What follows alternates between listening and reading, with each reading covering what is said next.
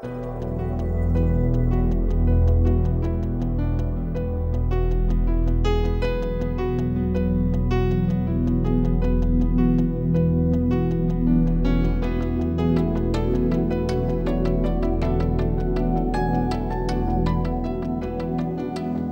at the Quinnipiac Meadows Nature Preserve, the Fargeorge Preserve, managed by the New Haven Land Trust on the Quinnipiac River. And the Quinnipiac River is named after the Native American tribe that once inhabited this area, the Quinnipiac. The Land Trust operates and owns about 13 acres of habitat here at the Fargeorge Nature Preserve. It's mostly salt marsh. It's a lot of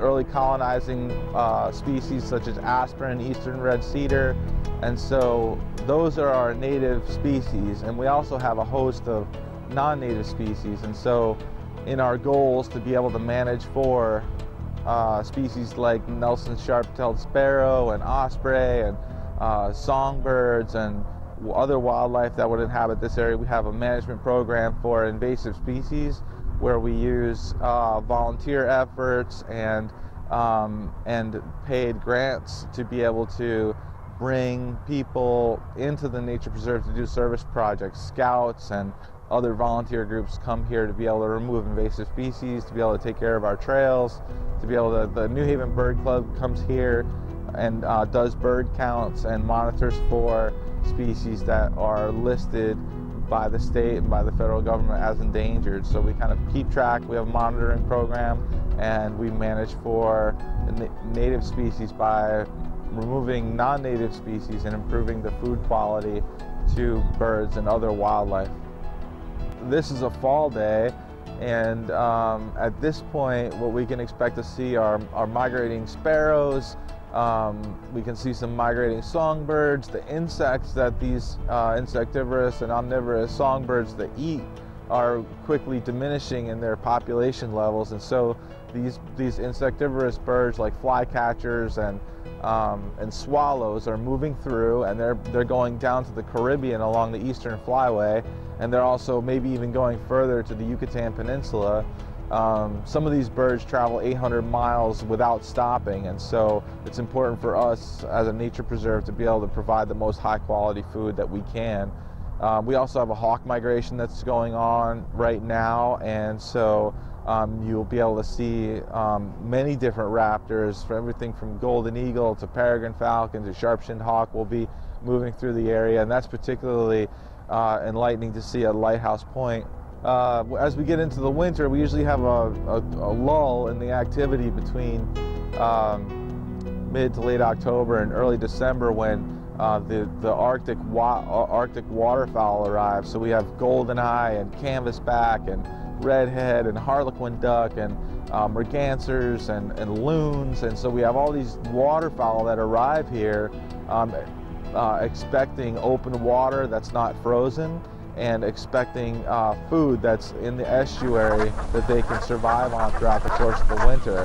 So we see things that you would see at the North Pole in New Haven in the wintertime. And so it's a little chilly, but if you get out, you can see some really magnificent waterfowl. We actually have a record number of osprey nesting in the region as a result of environmental laws and regulations that are effective. We also have one endangered species that we manage for, which is the Nelson's sharp-tailed sparrow.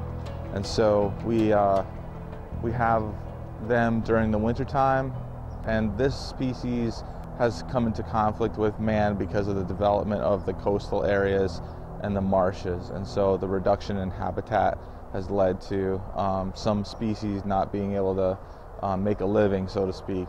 The Quinnipiac River borders Fargeorge Nature Preserve, and this river flows, the watershed is quite extensive, and so for our region in New Haven, it's important from an ecological perspective with regard to migration patterns of fish, which in turn feed the birds that are in the area. Along the Quinnipiac River, we host ammodramus fish species, which are these species of fish that are dependent on fresh water and salt and brackish water for breeding. And so two of those species are striped bass and alewives, alewives are listed as an endangered species here in Connecticut, and the striped bass have recovered, and it's a tremendous population recovery, and it has to do with the amount of take that commercial and recreational fishermen can harvest from the water. They breed from North Carolina all the way up to Maine, and they're migratory, and so the fish move along the coast during the course of the year.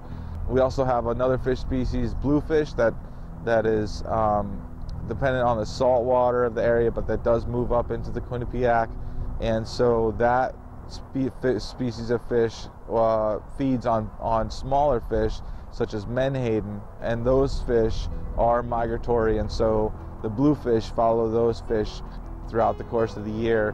Our particular importance as an estuary is really a nursery and a place to see fish stock develop into healthy, mature individuals that then to go out and survive in the ocean, which is a really harsh environment. So here they're kind of protected. They're feeding on plankton, they're feeding on smaller fish that inhabit the water column, kellies and different kinds of smaller fish like that.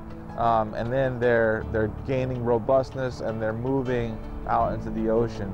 And so some of the importance of our landscape is that we have salt marsh that helps the nutrient flows, that in turn feeds the primary productivity, the producers, the planktons and things, and then we have the primary consumers and then secondary consumers, and the intricate food webs that overlap here are really diverse. And so our goal as naturalists and as conservationists is to be able to improve the natural habitat so that in the estuaries the wildlife will be able to move and create healthy fish stocks in the ocean. In New Haven, there has been an interest in being able to improve the wildlife habitat, and so what we see now are nature preserves like Long Wharf Nature Preserve, Fargeorge Nature Preserve, urban green spaces provided for by the URI, and backyard habitats that people are actively working to improve wildlife habitat in their backyard.